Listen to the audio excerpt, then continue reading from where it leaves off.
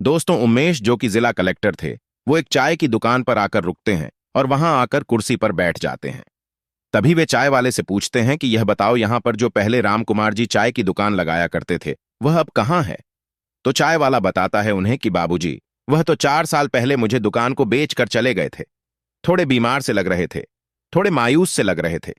अब इसके बाद जो चाय वाला है, वह उमेश से कहता है कि साहब, अगर चाय पीनी है तो मैं भी अच्छी ही बना लेता हूं। आप कहो तो आपके लिए बना दूं। तो उमेश कहता है कि हाँ चलो ऐसा करो, तुम 3 कप चाय बना दीजिए। तो चाय वाला 3 कप चाय बनाता है। एक चाय उमेश को दे दी जाती है और 2 चाय उसके ड्राइवर और बॉडीगार्ड को दे दी जाती है। अब दोस्तों, इसके बाद उमेश जैसे ही चाय पीता है तो उसकी आंखों से आंसू निकलने लगते हैं और वह एकदम से फूट फूट कर रोने लगता है। इस बात को देखकर जो चाय वाला है, वह काफी हैरान व सोचता है कि इतना बड़ा आदमी आखिर इस तरह से क्यों रो रहा है। तो उससे रहा नहीं जाता, तो वह उमेश से पूछता है कि बाबूजी, आप इतने बड़े आदमी हो और आप इस तरह से क्यों रो रहे हो।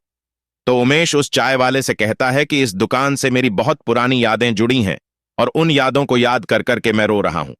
अब चाय वाला पूछता है कि बाबूजी, आप बुरा ना मानो तो क्या आप मुझे अपनी कहानी बता सकते हो। तो उमेश कहता है कि जी बिल्कुल, क्यों नहीं। तो उमेश अपनी कहानी उस चाय वाले को बताने लगता है। वह बताता है कि जब मैं छोटा था तो मेरे माता पिता का कार एक्सीडेंट में मौत हो गई थी। उसके बाद मेरे मामा नाना मुझे ले गए थे, लेकिन उनके यहां भी मैं अच्छी तरह से नहीं रह पाया। वह घर का सारा काम मुझसे कराया करते थे और ना ही पेट भर खाना दिया करते थे। इसके बाद मैं वहां से भाग आता हूं और भागकर इसी चाय की दुकान पर आकर, जहां पर एक कुर्सी लगी है, वहां पर पहले एक बेंच हुआ करती थी। उस बेंच पर आकर मैं बैठ जाता हूं। मैं मायूस सा यहां पर बैठा था तो जो राम कुमार जी थे, उन्होंने मुझसे पूछा कि बेटा क्या हुआ, तुम्हें चाय पीनी है। तो मैंने कहा, हाँ जी, चाय तो पीनी है, लेकिन मेरे पास इतने पैसे नहीं है। तो राम कुमार जी मेरे लिए चाय बनाते हैं और मुझे चाय देते हैं। उसके बाद राम कुमार जी एक बार फिर से पूछते हैं, क्या तुम्हें बिस्कुट खाना है। फिर से उमेश कहता है, जो कलेक्टर साहब थे, फिलहाल बिस्कुट तो मुझे खाने हैं, लेकिन मेरे पास पैसे नहीं है। राम कुमार जी एक बिस्कुट का पैकेट निकालकर उसे दे देते हैं। अब राम कुमार जी एक बार और उससे पूछते हैं कि बेटा, तुमने खाना कब का खाया है। खाना भी रखा हुआ है, अगर तुम्हें खाना है तो खाना भी खा लो। उसके बाद उमेश खाना खाने के लिए तैयार हो जाता है और वह खाना खाता है। तो जो राम कुमार जी है, वो खाना खिलाने के बाद उससे पूछते हैं कि बेटा, तुम कौन हो, कहां से आए हो और यहां पर इस तरह से क्या कर रहे हो। तुम्हारे माँ बाप तुम्हारी घर पर राह देख रहे होंगे, तुम अपने घर जाओ, वह बहुत ही ज्यादा परेशान हो रहे होंगे। तभी उमेश, जो फिलहाल कलेक्टर है, उस टाइम पर रोने लगता है और कहता है कि मेरा इस दुनिया में कोई भी नहीं है। मेरे माता पिता की एक एक्सीडेंट में मृत्यु हो गई। उसके बाद मेरे मामा नाना ने मुझे पाला, लेकिन वह भी मेरी अच्छी परवरिश नहीं कर पाए। मुझे टाइम पर खाना भी नहीं मिलता था और मुझसे घर का सारा काम कराया जाता था। इसी वजह से मैं भाग आया हूं और अब सोच रहा हूं कि कहीं कोई छोटा मोटा काम मिल जाए जिससे मेरा जीवन यापन हो जाए। तो जो रामकुमार अंकल है, उससे कहते हैं कि तुम्हें क्या काम करना है। तो वह बताता है कि मुझे बड़ा आदमी बनना है और मुझे आगे अपनी पढ़ाई करनी है। इसके बदले में कोई थोड़ा बहुत मुझसे काम करवा लेगा, कोई दिक्कत नहीं है। तो राम कुमार जी उससे कहते हैं कि बेटा, तू चिंता मत कर, जिसका कोई नहीं होता उसका ऊपर वाला होता है।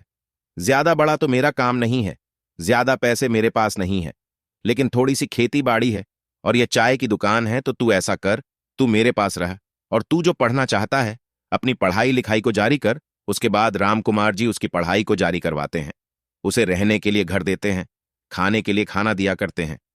रोज रोज तो अब उमेश राम कुमार जी के यहां पर रहने लगता है और उसको ही अपना पिता समझता और उसकी पत्नी को अपनी माता समझता।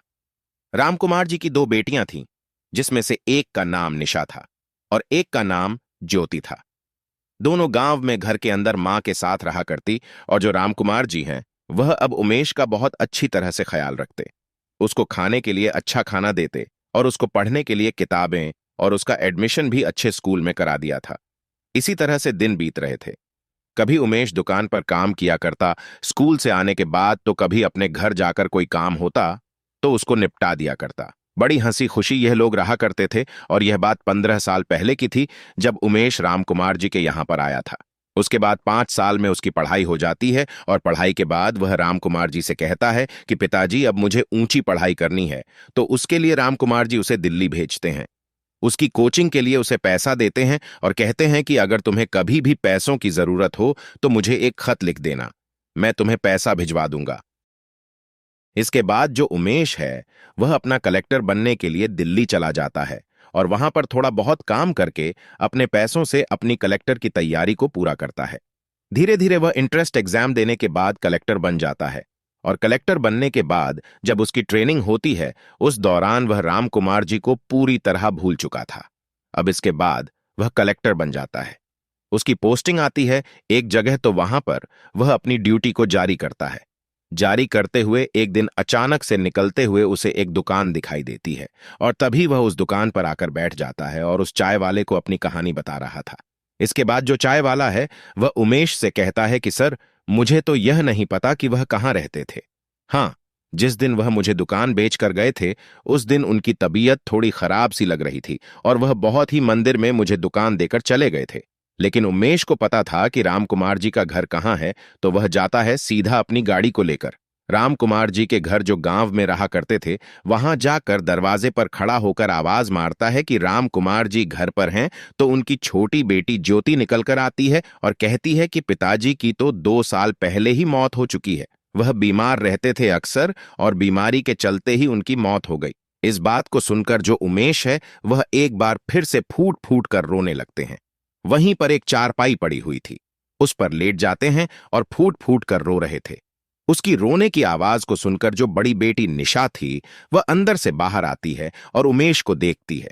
फिर उसके बाद दोबारा से घर के अंदर जाती है और घर के अंदर एक फोटो रखा हुआ था जो उसके पिता के साथ उसके भाई का बता रहे थे। वह पिता, क्योंकि राम कुमार जी जब दुकान को बेच कर आए थे तो अपने साथ एक फोटो लेकर आए थे जिसमें उसका और उमेश का फोटो था और उसने अपनी बेटियों से और अपनी पत्नी से कहा था कि यह तुम्हारा भाई है और किसी न किसी दिन जरूर आएगा और बड़ी पढ़ाई कर रहा है, तो हो सकता है कि यह बड़ा अफसर बनकर आए। ऐसा अपनी बेटियों से और अपनी पत्नी से वह कहकर गए थे। तो उस फोटो को लाकर वह देखती है, कभी फोटो की तरफ देखती है, कभी उमेश की शक्ल की तरफ देखती है, तो उसे पहचान जाती है और कहती है कि आपका नाम उमेश है ना? तो उमेश कहता है कि हाँ बहन, मैं वही उमेश हूं जो कभी कभी घर पर आया करता था, वरना ज्यादातर दुकान पर ही रहा करता था। अब उसके बाद वह दोनों बहनें भी रोने लगती हैं, तो तीनों बहन भाई एक साथ गले मिलकर जोर जोर से रोने लगते हैं। अब उन तीनों की आवाज सुनकर राम कुमार जी की पत्नी, जो कि गाय का दूध निकाल रही थी, तो वह वहां से आती है और देखती है कि उनकी बेटी एक लड़के के साथ मिलकर रो रही है। तो आकर देखती है और देखते ही उसे पहचान जाती है, क्योंकि कई बार उसने उसे घर पर भी खाना खिलाया था। तो कहती है कि उमेश बेटा, तू आ गया? तो उमेश कहता है कि हाँ मां, मैं आ गया हूं। अब उमेश अपनी मां से बतियाने लगता है, अपनी बहनों से बतियाने लगता है। तो उसकी मां बताती है कि बेटा, तुम्हारे पिता के जाने के बाद घर का बहुत बुरा हाल है। जो भी जमीन खेती बाड़ी की थी वह घर परिवार वालों ने दबा ली है और जब हम उनसे कुछ कहते हैं तो किसी का भाई हवलदार है, किसी का भाई थानेदार है, तो वह हमें धमकी देते हैं, कहते हैं कि यह करवा देंगे, वह करवा देंगे और हमारी सारी जमीन हड़प रखी है। अब इसके बाद उमेश अपनी मां से कहता है कि मां, तुम्हारा बेटा भी अब बहुत बड़ा अफसर बन चुका है। तो उसकी मां कहती है, क्या बेटा तुम हवलदार बन गए? तो कहता है कि नहीं मां, इससे भी बड़ा। तो कहती है, क्या तुम थानेदार बन गए? तो उमेश कहता है कि नहीं मां, इससे भी बड़ा। तो कहती है, क्या तुम एसपी बन गए? तो कहता है कि नहीं मां, इससे भी बड़ा, मैं जिला कलेक्टर बन चुका हूं। और अब जिन जिन लोगों ने तुम्हें परेशान किया था तुम उनसे जाकर कह सकती हो कि तुम्हारा बेटा भी जिला कलेक्टर बन चुका है। उसकी मां खुश होकर एकदम भाग दौड़ कर जाती है। पड़ोस में ही उसकी जेठानी रहा करती थी जिसका भाई एक थानेदार था। तो उससे जाकर कहती है कि तुम बड़ी धौंस दिखाती थी ना कि तुम्हारा भाई थानेदार है। आज मेरा बेटा जिला कलेक्टर बनकर लौटा है और आज के बाद तुमने हमसे कुछ कहा तो फिर देख लेना तुम्हारी खैर नहीं है। ऐसा कहकर वह मोहल्ले में सभी को बता देती है कि मेरा बेटा जिला कलेक्टर बन गया है। अब उसके बाद जो उमेश है वह एक रात अपनी बहन और मां के साथ ही बिताता है। पूरी रात भर वह लोग सोते नहीं हैं, बातें करते रहते हैं। पूछते हैं कि कलेक्टर बनने में क्या क्या दिक्कत आई। उसकी बहन पूछती है, उसकी मां पूछती है कि बेटा, खाना अच्छी तरह से मिलता था या नहीं मिलता था। इधर जो उमेश है वह भी उनसे बीते दिनों की पूरी बातें पूछता है कि पिताजी किस तरह से बीमार हो गए, क्या बीमारी थी उनको और कैसे उनकी मौत हो गई।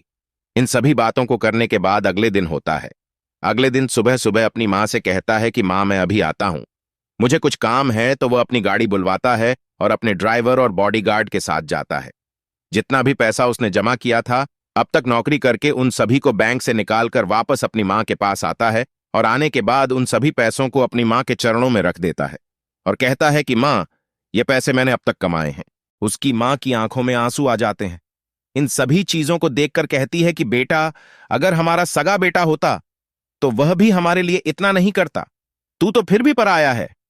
इस बात को सुनकर उमेश अपनी मां से कहता है कि मां, खबरदार, अगर इससे आगे एक शब्द भी कहा तो किसने कहा मैं पराया हूं, मैं तुम्हारा अपना बेटा हूं। दोनों मां बेटे फूट फूट कर रोने लगते हैं। जो पैसा मिला था अब उस पैसे को वह अपनी मां को दे देता है और उसकी मां उस पैसे को संभाल कर रख देती है।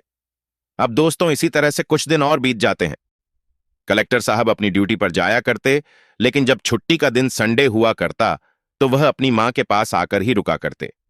धीरे धीरे दोनों बहनों की शादी का टाइम हो गया था तो अपनी मां से कहता है कि मां, मैंने बहनों के लिए 2 लड़के ढूंढे हैं और दोनों अच्छी पोस्ट पर हैं, बड़े अफसर हैं, तो मैं चाहता हूं इनकी शादी उनसे करा दी जाए। मां कहती है कि बेटा, अगर अच्छे लड़के हैं तो तुम बेझिझक उनकी शादी इनसे करा सकते हो।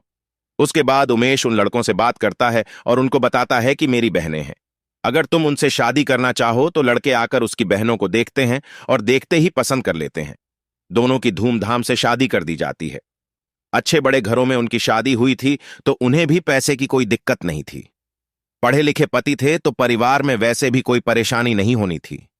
अब इसके बाद उमेश अपनी मां को लेकर जहां पर ड्यूटी किया करता वहीं पर रहा करता और दोनों मां बेटे हंसी खुशी रहा करते हैं। उमेश की मां जब भी बाहर जाया करती तो सभी लोग उसको इज्जत दिया करते कि कलेक्टर साहब की मां है और अच्छी तरह से उससे पेश आया करते। इसी तरह से दिन बीत रहे थे। तभी एक दिन उमेश की मां के पैर में दर्द होता है तो उसके बाद जो उमेश की मां है वह सोचने लगती है कि अब मैं तो बूढ़ी हो चली हूं, अब उमेश का ख्याल करने के लिए इसकी शादी क्यों ना करवा दी जाए। तो शाम को जब बेटा आता है तो उमेश की मां अपने बेटे से बात करती है कि बेटा, मैं चाहती हूं कि तुम एक अच्छी सी लड़की से शादी कर लो। बेटा कहता है कि मां, जैसी आपकी इच्छा हो, तुम मेरे लिए लड़की ढूंढ दो, मैं शादी कर लूंगा। तो उमेश की मां कहती है कि बेटा, मैं अमीर घराने की लड़की तो तुम्हारे लिए नहीं ढूंढ लूंगी, मुझे तो गरीब घराने की लड़की चाहिए जो तुम्हारी इज्जत करे और हमारी भी इज्जत करे और सभी रिश्तों को समझे। उमेश कहता है, मां, जैसी तुम्हारी इच्छा, तुम जैसा चाहो वैसी लड़की ढूंढ दो, मैं उसी से शादी कर लूंगा। इसके बाद उमेश की मां इधर उधर लड़की ढूंढती है तो उसे एक लड़की मिलती है। लड़की के घर वाले ज्यादा पैसे वाले तो नहीं थे, लेकिन संस्कार लड़की के अंदर कूट कूट कर भरे हुए थे। इसके बाद वह लड़की से बात करती है, उसे कहती है कि मेरा बेटा उमेश है, क्या तुम उससे शादी करना चाहोगी। तो लड़की कहती है कि मां जी, इस बात को आप मेरे घर वालों से करो तो अच्छा रहेगा। तो एक दिन उमेश की मां उसके घर जाती है और उनसे रिश्ते की बात करती है। लड़की के घर वाले भी सुनते हैं कि लड़का कलेक्टर है तो वह भी शादी के लिए राजी हो जाते हैं। उसके बाद उमेश को लड़की दिखाई जाती है। उमेश लड़की को पसंद करता है और कहता है कि मां, जो तुमने पसंद की है वह एकदम चांद का टुकड़ा है और मैं उसी से शादी करूंगा। उसके बाद उमेश और उस लड़की की शादी हो जाती है। अब उमेश, उमेश की पत्नी और उमेश की मां बड़े आराम से एक दूसरे के साथ प्यार से घुल मिल कर रहा करते हैं। तो दोस्तों, यह थी कहानी जहां पर एक लड़के की जिंदगी को भगवान ने पहले तो इतना बर्बाद कर दिया कि उसे कोई सहारा नहीं मिल रहा था, लेकिन बाद में भगवान की कृपा से और उसकी मेहनत से वह एक जिले का कलेक्टर बना और अपने परिवार को दोबारा से पा लिया। तो यह थी कहानी उमेश कलेक्टर की। आपको कैसी लगी? जहां पर एक व्यक्ति ने चाय बेच बेच कर एक लड़के को पढ़ाया लिखाया और उसे दिल्ली भेज दिया। बड़ा आदमी बनने के लिए बेटा वहां से कलेक्टर बनकर आता है, लेकिन तब तक उसकी मौत हो चुकी थी। आपको कहानी जैसी भी लगी हो कमेंट बॉक्स में बता देना। दोस्तों, वीडियो अच्छा लगा हो तो वीडियो को लाइक और शेयर जरूर करें। मिलते हैं अगली वीडियो में एक नई कहानी के साथ। तब तक के लिए जय हिंद, जय भारत, जय श्री राम।